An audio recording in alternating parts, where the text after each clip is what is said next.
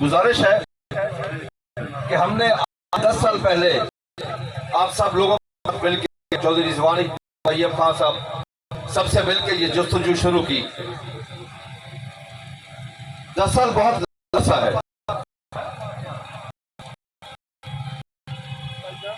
मैं 10 सालों में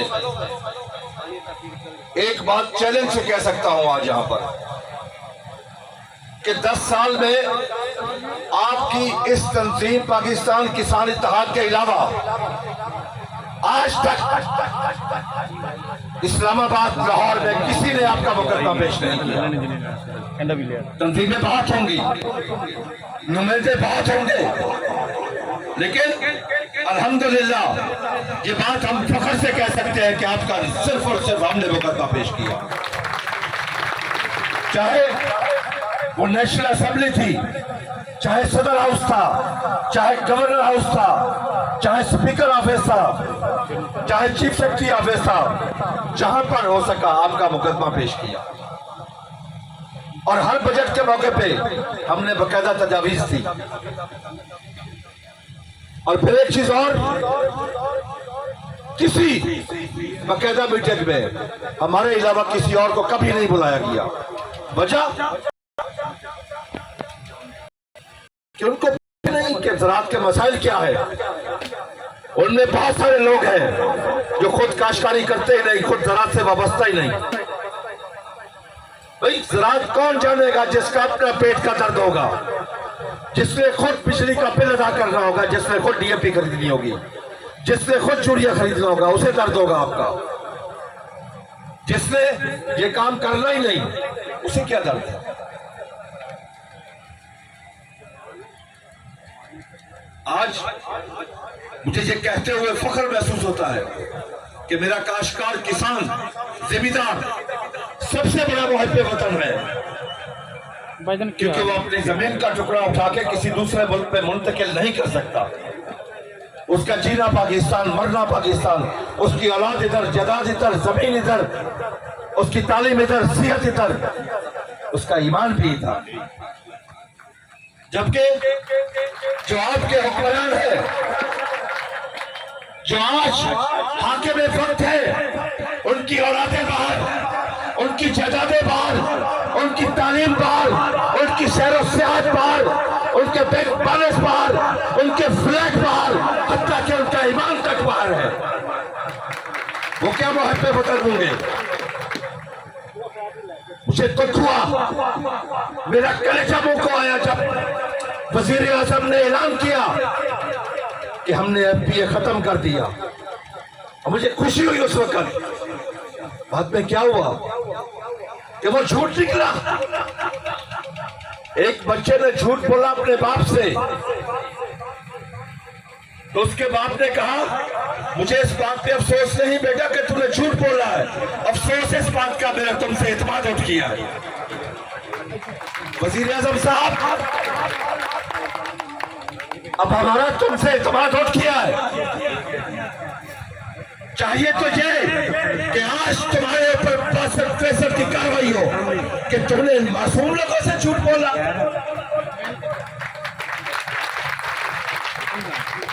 गलत बयानी की, झूठ बोलने वाले पे अल्लाह और अल्लाह के रसूल ने लानत भेजी है।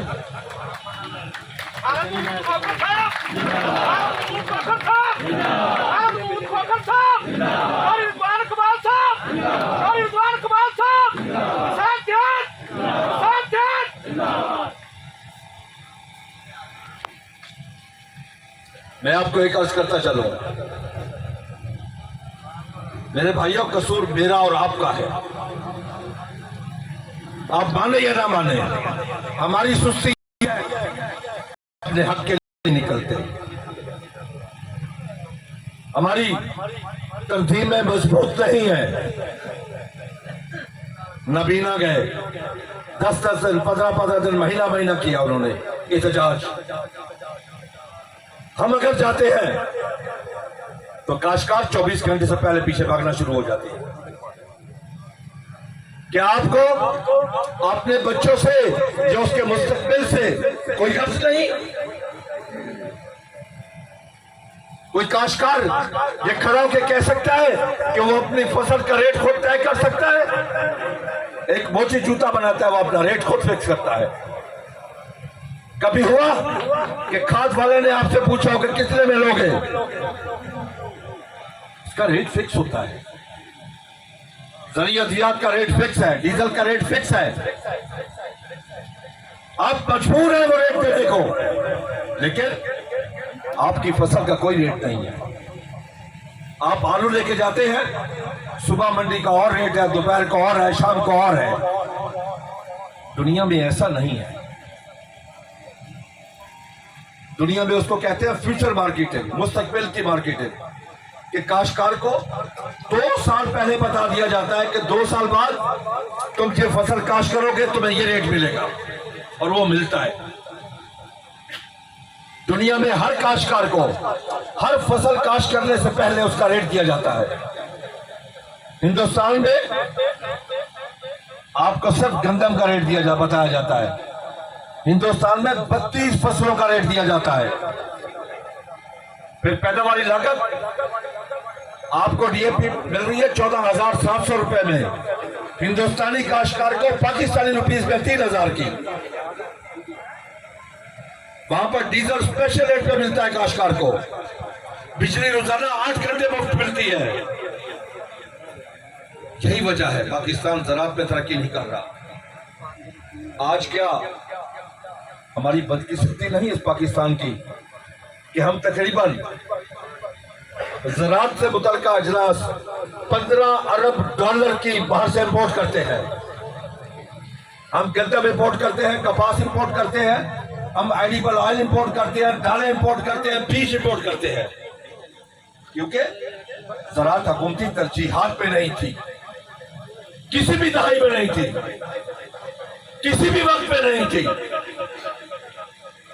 अगर होती हमें अच्छे बीज मिलते। आज हमारी एवरेज पैदावार गंदम की 30 मन है। अगर एवरेज 60 मन होती तो हमारी पैदावारी लागत कम हो जाती। हमारे पास अच्छे बीज, न कपास का बीज। दुनिया में कपास के बीज पर जदीद टेक्नोलॉजी पे चले गए 2002 में, हम आज तक उसको सही तरीके अपना नहीं सके। हम आज तक उसका बाकायदा मुआयदा नहीं कर सके, हालांकि हमारी वो मेन फसल थी पाकिस्तान के लिए। कैश ओवर क्रॉप थी सबसे ज्यादा, लेकिन रिसर्च ना होने की वजह से, रिसर्च का बजट ना होने की वजह से हम पीछे चले गए दिन ब दिन। जहां साहिवाल डिवीजन आलू के काश्तकार है, मक्की के काश्तकार है, किसी को पता है कि उसका रेट क्या होगा अगले साल? ये पाकिस्तान बना, क्या कहते हैं पाकिस्तान का मतलब क्या? तो फिर मुझे बताओ, किसी शख्स को मुफ्त और बर वक्त इंसाफ मिलता है? तो फिर ये इस्लामी जमहूरिया पाकिस्तान है, जहां पे मेरे गरीब काश्तकार को हर जगह पे जाकर रिश्वत देनी पड़े, रब्बे ज़ुल-जलाल के मुकाबला करना पड़े। तो क्या यह मुल्क इसलिए बना था? क्या कायदे आज़म रहमतुल्लाह अलैह जब फौत हुए को जदादे छोड़ के अपनी औलाद के लिए कुछ छोड़ के नहीं गए? नवाब लियाकत अली खां जो रियासत ऑफ जूनागढ़ के नवाब थे, रियासत के मालिक थे, सब कुछ मुल्क के कुर्बान कर दिया। और जब बहैसियत वजीर आजम शहीद हुए, जब उनकी शेरवानी उतारी गई तो बनियान फटा हुआ था और बैंक में 2.5 रुपए थे। आज के हुक्मरानों को देखो, उनके महल्लात देखो, जजादे देखो, पाकिस्तान में, पाकिस्तान के बाहर। तो क्या ये मुहब्बे वतन है? क्या ये कायदे आज़म के नक्शे कदम पे है? क्या ये सहाबा कराम के नक्शे कदम पर है? मुल्क दिन ब दिन गरीब हो रहा है, ये दिन ब दिन अमीर हो रहे हैं। आज काश्तकार की हालत क्या है? मैं समझता हूं अभी रिजवान साहब कह रहे थे कि तंबू अच्छा नहीं लगा, मैं कहता हूं ये भी काश्तकार का नक्शा पेश कर रहा है।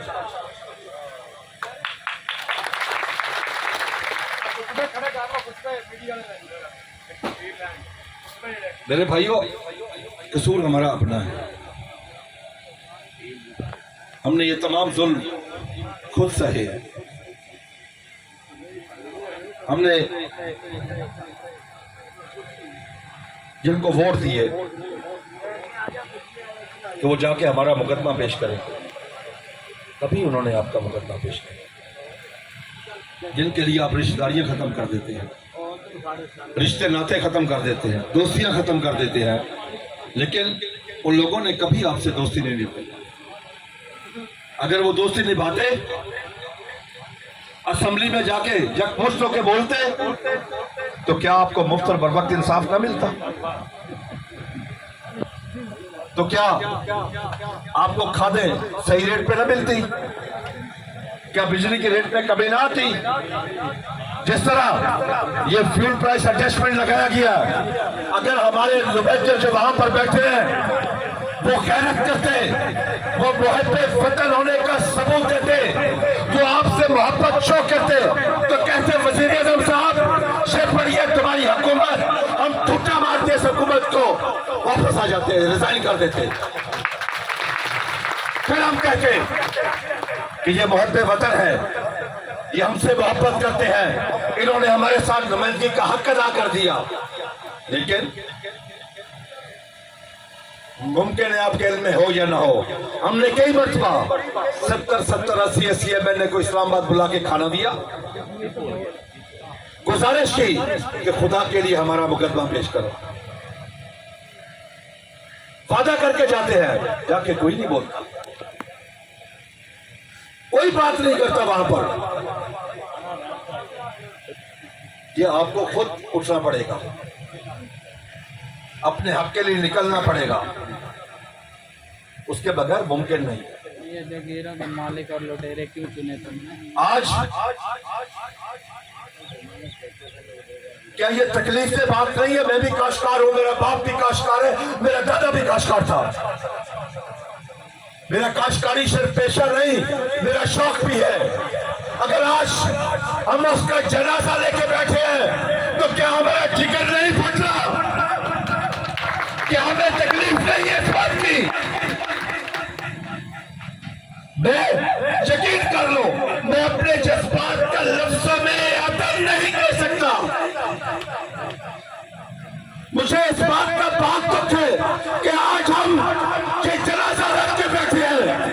होना तो चाहिए था कि इन हुक्मरानों की लाश यहाँ पे उठे।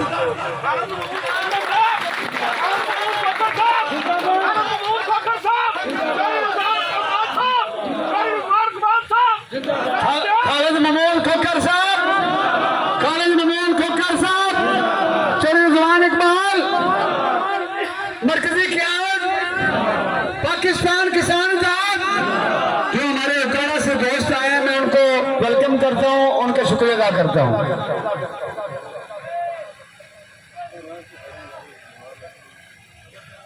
मैं फिर यही कहूंगा, कसूरवार हम खुद जालिम हैं, हमें अपने आप को मजलूम नहीं कहना चाहिए। हमने खुद ही जुल्म किया अपने आप को।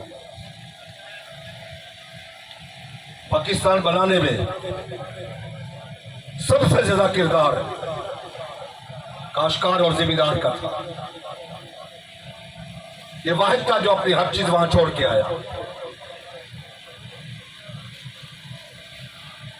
लेकिन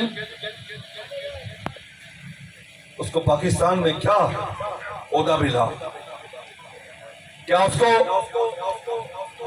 कभी पाकिस्तानी और इंसान तस्लीम किया गया?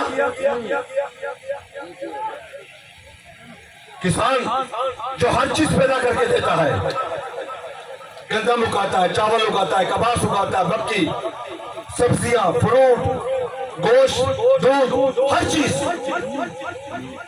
अल्लाह के हुक्म से किसान मेहनत करता है और हर चीज सबको पेश करता है, और उसके बदले उसको लक़ब क्या दिया जाता है? पेंडू और गवार का। और शहर वाले पेंडू को एक गाली समझते हैं। मैं फख्र करता हूं कि मैं पेंडू हूं, मैं फख्र करता हूं कि मैं किसान का बेटा हूं, मैं फख्र करता हूं कि मैं खुद किसान हूं। किसान तो नैबे खुदा है, किसान तो अल्लाह का काम है हर किसी को रिस्क देना। उसने अल्लाह ने अपना नुमाइंदा मुकर्रर किया हुआ, इसके जरिए अल्लाह की मखलूक तक रिस्क पहुंचता है। किसान के रुतबे से तो ये वाकिफ ही नहीं है। दुनिया में अगर कोई लाइन लगी हुई है, जब बात आ जाए कि किसान आ गया है, उसके लिए लाइन तोड़ दी जाती है, उसको आगे खड़ा किया जाता है। क्या पाकिस्तान में कहीं काश्तकार को, किसान को कोई इज्जत मिलती है?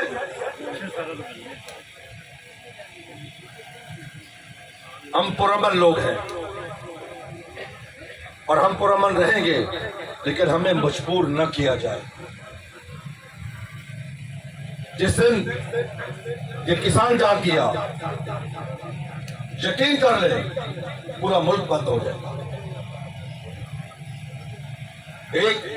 मैं आपको वाकया छोटा सा सुनाता हूं। वजीर आजम पाकिस्तान शहबाज शरीफ साहब ने एक कॉन्फ्रेंस बुलाई आज से 2 माह पहले।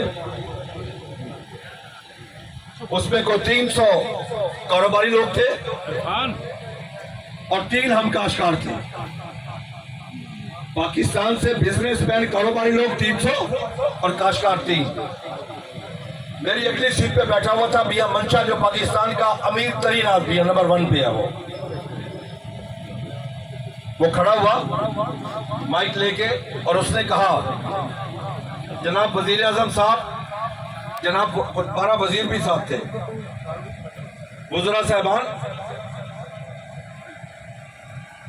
ये हुकूमत भी हमने खुद बनाई, हमने आपकी मदद की हुकूमत बनाने में। मेरे पावर प्लांट के पैसे नहीं आ रहे। अगर आपने 2 दिन में अदायगी न की तो मैं पावर प्लांट बंद कर दूंगा। मैं मुख्तसर उसकी बात सुना रहा हूं आपको। उसके बाद वही बाइक उससे मैंने लिया। मैंने कहा जी, ये मियां मंशा साहब पाकिस्तान में सबसे कामयाब आदमी हैं, बहुत जैसे ऊपर गए हैं। मैं कहा जी, मैं एज ए काश्तकार हमें भी चाहिए इनके नक्शे कदम पर चले। मैं क्या, क्लर्क जब हड़ताल करते हैं तो वो कलम छोड़ हड़ताल करते हैं, कलम रख देते हैं, कोई काम नहीं करते। दुकानदार ताजिर हड़ताल करते हैं तो शटर डाउन कर देते हैं, बंद करते हैं, दुकानों को ताला लगा देते हैं। मैं कि ये सनतकार इंडस्ट्री वाले कह रहे हैं हम इंडस्ट्री बंद कर देंगे। मैं कि जनाबे वाला, वाहिद पाकिस्तान में काश्तकार है जिसने कभी अपना काम बंद नहीं किया।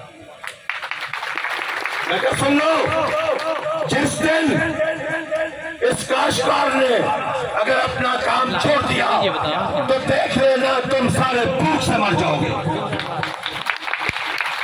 मैं क्या, सुन लो, जब 9/11 हुआ अमेरिका में, पाबंदियां पाकिस्तान पे लगी, इस मुल्क को ज़राअत ने सहारा दिया। एटमी धमाका हुआ, पाबंदियां लगी, इस ज़राअत ने इस मुल्क को चलाया। 17 साल दहशतगर्दी के खिलाफ जंग लड़ी, इस ज़राअत ने चलाया। कोरोना में अगर 6 माह लॉकडाउन हुआ, अल्हम्दुलिल्लाह पाकिस्तान में कोई भूख से नहीं मरा, ज़राअत की वजह से, अल्लाह की मेहरबानी से। यह है ज़राअत। मेरे भाइयों, अगर हमारी बात ना मानी जाए, जो गंदम 200 एकड़ काश्त करता है वो 20 एकड़ अपने लिए करे, कम कर दो। 1 साल करके तो देखो, फिर अपनी इज्जत देखना, अपनी अहमियत देखना, फिर इन्हें पता चलेगा कि कौन है। फिर खुद आके तुरेंगे कि आओ हम मानते हैं तुम ही नबे खुदा हो। लेकिन हमें पता चल जाए ना कि ये फसल में कमी आ रही है, जब उस वक्त काश्तकार कहेगा मैं ज्यादा बीजू, बाकी से मैं ज्यादा मुनाफा कमा लूं।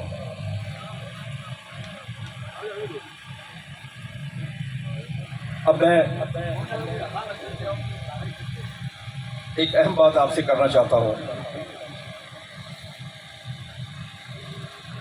जनाजा भी पढ़ा जाएगा, कुर्बानी भी होगी इस्लामाबाद में। अल्लाह को हाजिर नाजिर जान के हाथ खड़े कर रहे हैं कि अपने मुल्क की खातिर, अपने बच्चों की खातिर, अपने मुल्क के मुस्तकबिल की खातिर, इस ज़राअत की खातिर, इस रोज़ी की खातिर कौन कौन इस्लामाबाद आएगा। अल्लाह को हाजिर नाजिर जान के हाथ खड़ा करना है। रह जाना ही नाल हाँ मैं ना जिते मोड़ आके मैं जाना बहुत शुक्रिया। अब हमने अपनी बातें कर ली, असल बात हमने आज नहीं की। हमने अपनी बात कर ली है। इस वक्त हमारा सबसे बड़ा मसला सैलाब है। वो सारे बलूचिस्तान में, सिंध में, डीजी खान डिवीजन में और बलूचिस्तान, सिंध, केपी के सब में हमारे भाई हैं। उनके पास खाने पीने के लिए कुछ नहीं है। आप जिस तरीके से उनकी मदद कर सकते हैं उनकी मदद करें। आप यकीन कर लें कि आज से कुछ दिन पहले जब मुझे पता चला कि खातून ने, वो भी हमारी माँ बहन थी, कि उसने शॉपर से अपना जिस्म ढांपा हुआ था, आप यकीन कर लें कि मैं अपने जज्बात का लफ्ज़ों में इहाता करके नहीं बता सकता, वो तकलीफ नहीं बता सकता, वो अपनी अंदरूनी कैफियत आपको नहीं बता सकता कि मेरी कैफियत क्या थी। आज सियासत का वक्त नहीं है। आज वक्त है उन लोगों की खिदमत करने का। आज वक्त है हम उनके भाई बने। आज वक्त है हम उनका सहारा बने। जिस शख्स जिस तरीके से उनको अप्रोच कर सकता है, कोई भी तरीका ढूंढे, कोई भी, और वो कुछ नहीं कर सकता, उनको कपड़े भेज सकता है, आटा भेज सकता है, कोई चीज भेज सकता है, किसी भी जरिए से उनको भेज सकता है।